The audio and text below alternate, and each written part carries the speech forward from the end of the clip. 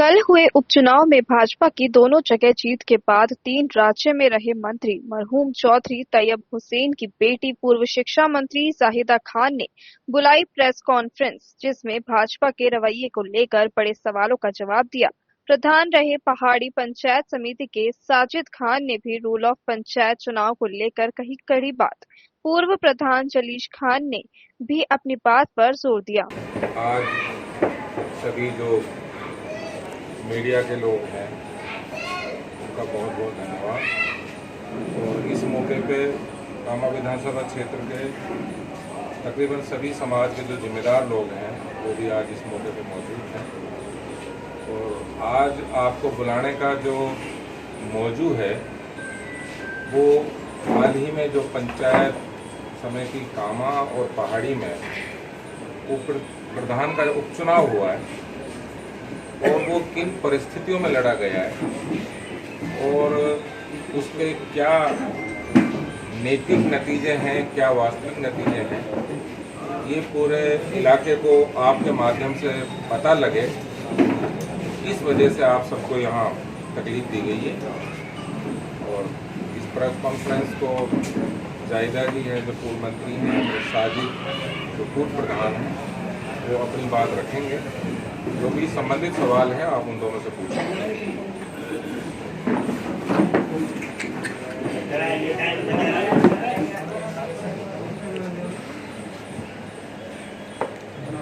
आज जो कॉन्फ्रेंस रखी गई है इसका क्या मकसद है?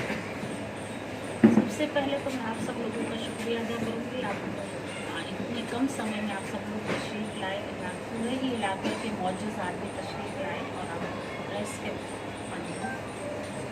आज जो मौजूद है वो इस चीज़ पे है कि जो कल ही उप चुनाव हुए हैं प्रधानी के कामा और पहाड़ी के, उसमें जो हालात रहे उनसे पहले जो हालात थे उनके बारे में आपको बताना है। जैसा कि आपने देखा कि अगर देखा जाए तो नैतिकता से तो वो लोग हार गए इलेक्शन, लेकिन फिर भी कहने के लिए वो 2 वोटों से पहाड़ी में जीते हैं, 1 वोट में वो कामा से। कामा में हमने कांग्रेस का जो खड़ा नहीं करा, नॉमिनेशन नहीं कर पाया। पहाड़ी में हमने नॉमिनेशन कराया, हम इलेक्शन वहाँ पर उन लोगों ने जिस तरीके का इलेक्शन के दौरान व्यवहार रहा, पुलिस को इस्तेमाल किया, उन्होंने हर मेंबर को धमकाने की कोशिश की, अपने सारे राजनीतिक हथकंडे अपनाए।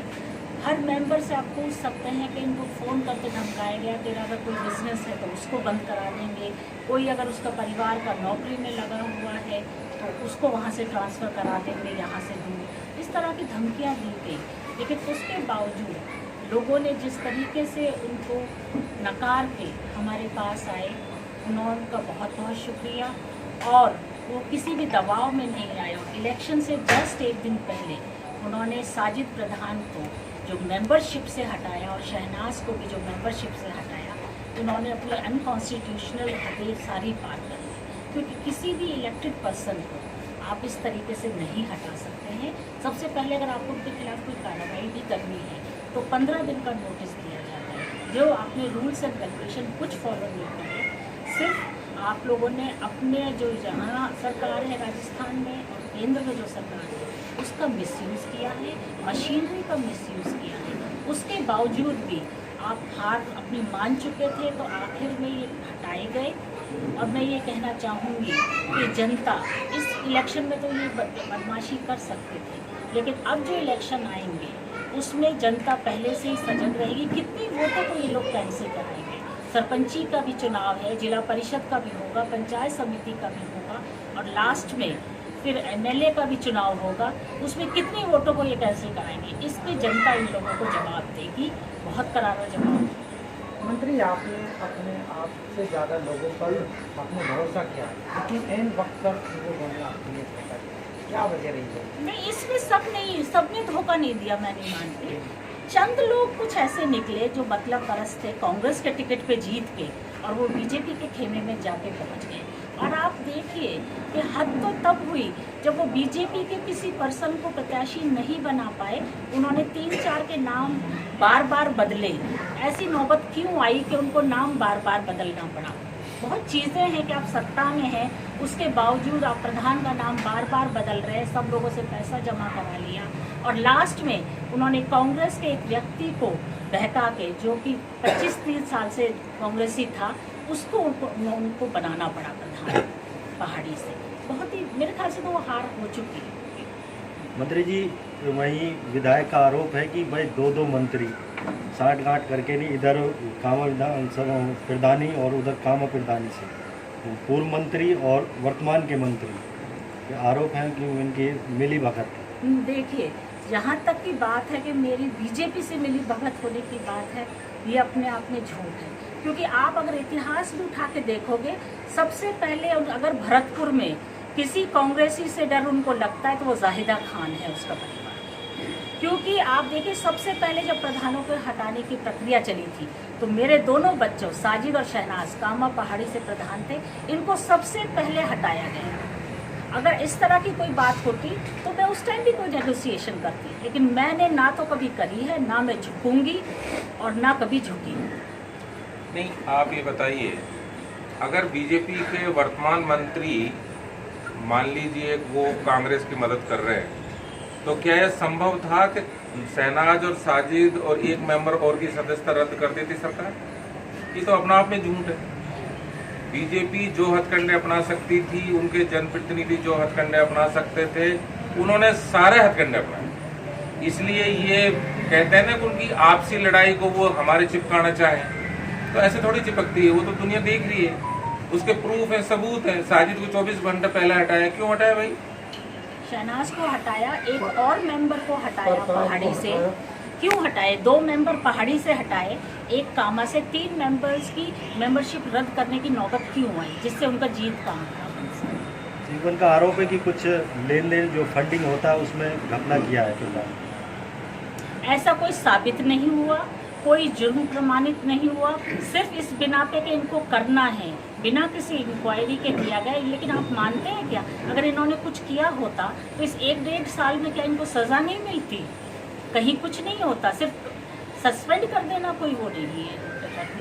मंत्री जी, इससे क्या साबित होता कि आगे फ्यूचर में सरकार बदलेगी? क्या फिर जनता को इस तरह का ही व्यवहार देखने को मिले? देखिए, बहुत ही गलत परंपरा है जो माननीय विधायक जी ने यहाँ पे शुरू की। ये तो राजस्थान में इस तरह की परंपरा नहीं थी कि आप बिना किसी मैटर के प्रधान को हटाएं। अगर आपको हटाना है तो आप लीगल प्रोसीजर फॉलो कीजिए। 1/3 से आप उनका खिलाफ अविश्वास प्रस्ताव लेकर आइए, उनको उस तरीके से हटाएं। उनको नहीं लगा कि वो किसी भी तरह से कामयाब हो सकते हैं, तब उन्होंने ये तरीके के अपनाए कि इनको हटाया गया और बाद में टर्मिनेट किया गया। और लास्ट में तो 24 घंटा पहले इलेक्शन से, 24 घंटा भी नहीं कहूँगी, 12-13 घंटा पहले उन्होंने इनको हटाया है मेंबरशिप से, कि जिससे कि वोट नहीं दे सकते। वोट देने का अधिकार ये छीन नहीं सकते। सबसे पहले तो हम सबको ये जो टाइमलाइन है इसको समझने की ज़रूरत है। महज मुझे 2024 में प्रधानी पद से हटाया गया।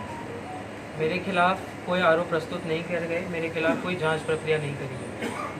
सिर्फ एक तरफा एक पन्ने का नोटिस मेरे को जारी किया गया कि आपको प्रधान पोजीशन से हटाया जाता है। इसको चैलेंज करने के लिए मैं न्यायालय में गया, हाई कोर्ट से मुझे स्टे मिला, हाई कोर्ट ने मुझे राहत दी। अगर ये सरकार, भाजपा की सरकार, इतने कायर निकली और इतने डरपोक निकली कि ये न्यायालय की भी इज्जत नहीं करती। इन्होंने तुरंत ऑर्डर निकालने के बजाय बैठे रहे, ऑर्डर को इग्नोर किया। 6 महीना, 8 महीना, उन्होंने साल भर निकाला और हाई कोर्ट के ऑर्डर की पालना नहीं करी। फाइनली जब मुझे कंटेम्प्ट और डबल कंटेम्प्ट में कोर्ट जाना पड़ा, तब ये मजबूर हुए, जब इनकी नौकरी की बात आई कि अब तो आना ही पड़ेगा, तो उन्होंने मुझे फिर वापस मेरा प्रधान का पोजीशन वापस दी। उसके ठीक हफ्ते भर में, हफ्ता भी नहीं हुआ था, मुझे फिर उन्हीं चार्जशीट पे जिन पे न्यायालय के द्वारा स्टे लगा हुआ है, उसी के द्वारा फिर से सस्पेंड किया गया और इस सस्पेंशन के तुरंत बाद मुझे बर्खास्त कर दी। अब इनसे सवाल ये उठता है और हर आदमी का यही सवाल उठता है कि किस नियम, कानून, उसूल के तहत इन्होंने ये काम किया।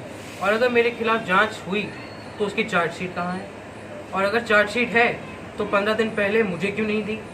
रूल 23 पंचायत राज एक्ट अगर कोई आदमी पढ़ा लिखा है पढ़ सकता है, उसमें लिखा है कि किसी भी जनप्रतिनिधि को अगर वो प्रधान है या मेंबर है, आपको उसे उसके खिलाफ जो कंप्लेंट है, जो जांच हुई है, आपको उससे अवगत कराना पड़ेगा और उसे 15 दिन का समय देना पड़ेगा कि वो प्रस्तुत हुए आपके सामने, अपना डिफेंस दे, अपनी बात रखे और उसके बाद जांच हो और फिर आप उसको बर्खास्त करें तो करें। ये सरकार अपने आप को इतना बलशाली समझती है कि कुछ भी करे, कुछ भी तानाशाही फैलाए और कोई आदमी कुछ करेगा नहीं इनके खिलाफ। ये बात सत्य नहीं है। इन्होंने मेरी प्रधानी रद्द करी, ठीक है, अब हमारे पास सदस्यता बची थी। इन्होंने सोचा कि अब हम चुनाव कराएंगे, सरकार हमारे भी है, स्टेट में भी, कामा में भी सरकार हमारी है, कोई दिक्कत ना हो से प्रधानी नुकनी बनाने जाएंगे प्रधान हमारा। अब इन्होंने पतो नहीं थे केड़ो इलेक्शन बन जाएगा, तब इन्होंने कोशिश करी कि कई तरीका से इलेक्शन रद्द करो जाए, इलेक्शन इन पर रद्द ना हो। यहाँ में मैं जो प्रदेश के इलेक्शन कमीशन है और बड़े लेवल के पुलिस अधिकारी हैं उनकी दाद देता हूँ कि वो प्रेशर में नहीं आए, वो डरे नहीं इस सरकार से। उन्होंने फेयर एंड फ्री इलेक्शन कामा पहाड़ी में करवाया। दिक्कत आती है पंचायत राज मंत्रालय से।